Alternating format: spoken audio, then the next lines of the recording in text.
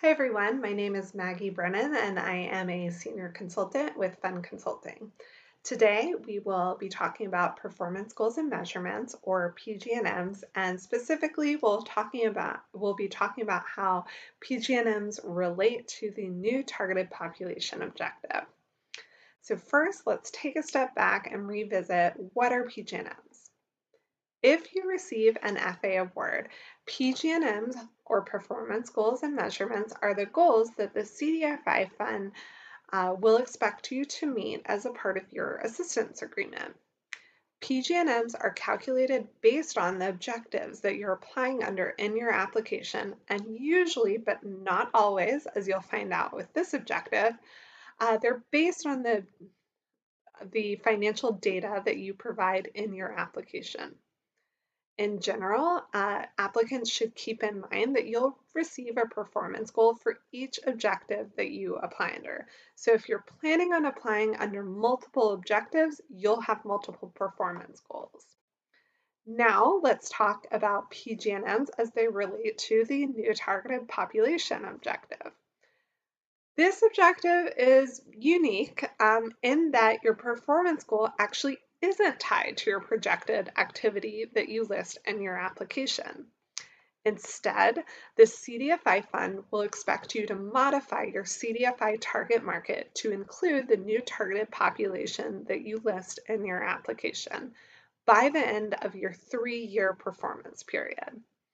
As a part of this performance goal, the CDFI Fund will also expect you to submit a target market modification application to them by the end of the 2nd year of your performance period. To that end, in order to be eligible to apply under this objective, you have to apply to serve an other targeted population that's not currently a part of your CDFI target market, and one that isn't currently pending with the CDFI Fund for approval.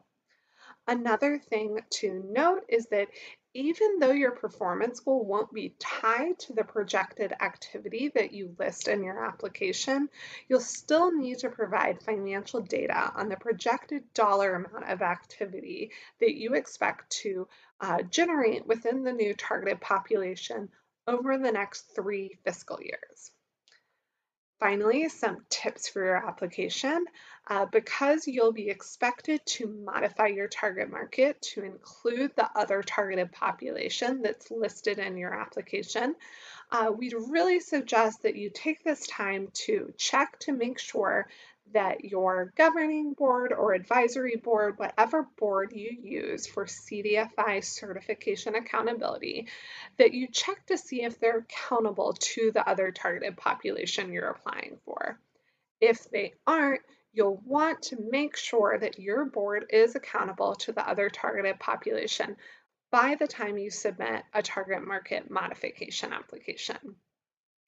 Our next tip is that even though your financial projections won't be used to calculate a performance goal for this objective, you'll still want to make sure that you're showing the CDFI Fund leverage. You're showing them that you're able to go above and beyond the minimum activity and leveraging their award with other funds. Finally, as always, you'll want to make sure that your projected activity ties back to that business strategy that you're talking about throughout your application.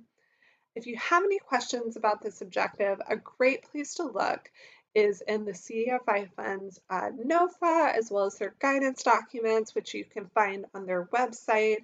And as always, you can come to Fund Consulting with any questions you might have or any additional assistance you need.